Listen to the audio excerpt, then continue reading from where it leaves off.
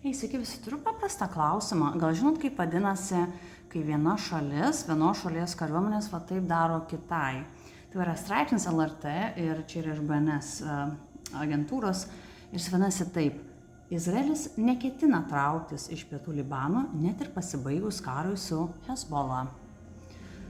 Kaip vadinasi, kai vienos šalies kariuomenė įsiveržia į kitą ir būna kitos šalies teritorijoje ta kariuomenė ir tada ta kariuomenė ten lieka.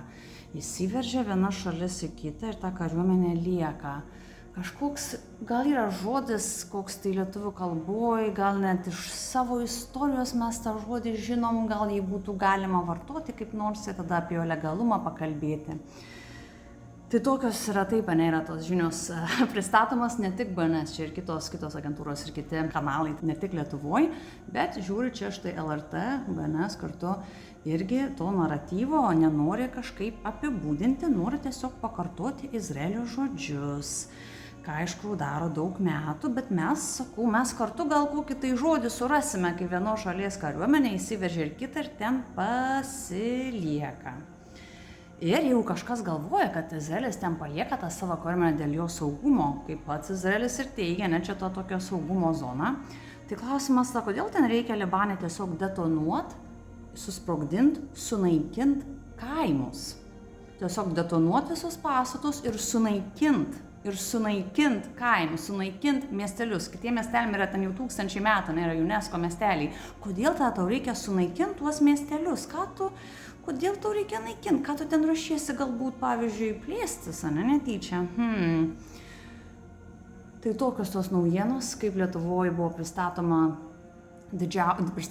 didžiausias išpuolis prieš Beirutą. Tai yra, vienos šalies sostinė buvo taip užpulta, buvo kiek ten virš 100 bombų per 10 minučių, Izraelis užmetė ant Beiruto. Ne tik ant Beiruto, atsiprašau, ant Beiruto ir dar pietų Libane ir kitų miestų. Tai ar mums parodė tą visą baisumą, ar kažkaip nelabai paminėjo. Jeigu kažkokios kitos šalies sostinė būtų tai baisiai subombarduota, net tiek bombų per tiek mažai minučių, ar būtų labiau gal parodyta, irgi kitas klausimas. Ir kalbant apie klausimus, kai nueini į vieną baisiausių vietų pasaulyje, internetinius komentarus, kartais gali pamatyti, sako, o tai kodėl tada Izraelį Hezbollah, pavyzdžiui, puola, nepultų, Izraeliui nereikėtų gintis, jį puola, tai jisai vadinasi, palieka savo kariuomenę ir susprogdina miestelius ir taip ir ginasi taip. Kai, pavyzdžiui, į kokias tai greitasias taikos irgi tai yra jo gynyba, kai ligoninės sprogdina irgi yra gynyba, ne Izraelio tada, tokios įdomios logikos. Ir tą klausimą, tai kodėl Hezbollah puola, aš sakyčiau, wow! Čia yra labai geras klausimas. Kodėl Hezbollah puola Izraelį? Izraelis tiesiog jį visi puola. Klausykit, kodėl jie visi puola? Tai kodėl Hezbollah nepultų? Nereikėtų nieko daryti, kodėl čia jį puola? Ir sakyčiau, labai geras klausimas. Tai galima tą klausimą, pavyzdžiui, nepiktai internete postinti, o galima jį iš tikrųjų paklausti Google ir galbūt paskaityti po to, ką Google'as tau sako. Nes dar vienas klausimas yra judėjimai arba grupės susikūrusios kaip rezistencija, pasipriešinimas kažkam. Ir Hezbollah yra susikūrusi kaip rezistencija, pasipriešinimas Izraelio okupacijai jau prieš daug metų. Tai labai kviečiu tą klausimą labai kviečiu klausimą, kai matom, kai yra tiesiog miesteliai, kaimeliai detonuojami ir susprogdinami, sunaikinami.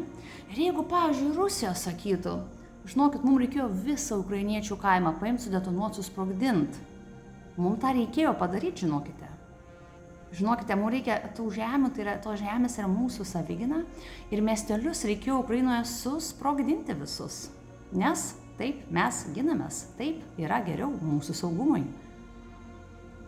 Ir dar pridursiu, kad turbūt daug kas esate pastebėję, kad toj baisiausiai pasaulio vietų internetiniuose komentaruose, kartais to komentarai, aišku, būna labai tokių baisių ir tokių iš tokios, atrodo, labai gilios neapykantos kažkokiem kraštam, kurių net kartais nepažįsta žmonės, bet nereikia pažinti, kad būtų neapykanta. Neapykanta veikia taip pat labai liberaliai, pasirodo. Ir tada pažiūriu tuos baisius komentarus, tokius tikrai, kur labai nefaina skaityti yra ir nereikia iš tikrųjų skaityti. Ir dar yra toks groteskiškumo lygmuo, kad ne visi žmonės, bet yra žmonių, kurie štai rašo tokius komentarus ir jie turi pas save užsidėję Ukrainos vėliavą. Jie sako laisvė Ukrainai arba laisva Ukraina, laisva nuo okupanto, bet ateina į komentarus ir sako, o tai gal juos čia reikėjo užpulti, ką jie padarė, gal juos čia žiūrėkite reikėjo okupuoti, o ko jie puolė okupantą? Puolė okupantą, va, okupacija toliau tęsis.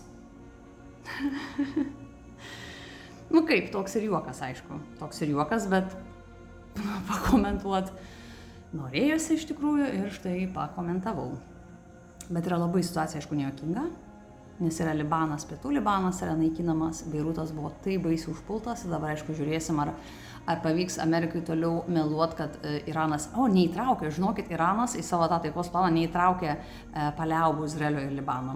Žinokit, neįtraukė, nes Pakistanas, žmonės, kurie iš tikrųjų tas darybas vykdo, sako, kad įtraukė. Ir Iranas sako, kad mes įtraukėm, ir Pakistanas sako, mes įtraukėm. Tai matysime, ar Izraelio noras plėstis, ar jo tos imperinės ambicijos, ar jos nebus biški didesnės už net ir Trumpo tą norą dabar tipo vaidinti, kad mes jau kažkokią pergalę pasiekėm. Ir vienas dalykas, kas yra labai aišku, kad Izraelio žudymai Gazoj, kurie tęsiasi, Izraelio dabar žudymai ir Irane, kurie dabar jau aprimė šiek tiek, Izraelio žudymai Libane, kad jie tęsis. Ir Izraelis, jis tol žudys ir bandys plėstis, ta didžiojo Izraelio idėja, ta Greater Israel, kai ten jau Izraelio politikai sako, mes norime to didesnio Izraelio, kur apimtų tada Jordaniją, mes norime paimti ir Egiptą, ir Iraką, biškį daugiau Sirijos, Libano. Tai kai tavo šalies kažkoks tai kaimynas, kuris jau okupuoja nelegalią teritoriją, sako, mūsų planas yra užimti daugiau. Mūsų planas yra okupuoti daugiau. Tai vėlgi, galvotum, kad ta baimė, galbūt, pavyzdžiui, lietuvių komentatoriam internete irgi kažkokia suprantama, ir sakytų, gal čia yra visgi ne faina. Bet yra aišku tai, kad Izraelis nesustos, kol jo kažkas nesustabdys. Nes jo ambicijos plėstis, jos dėja sėkmingai tęsiasi. Gaza yra sunaikinta.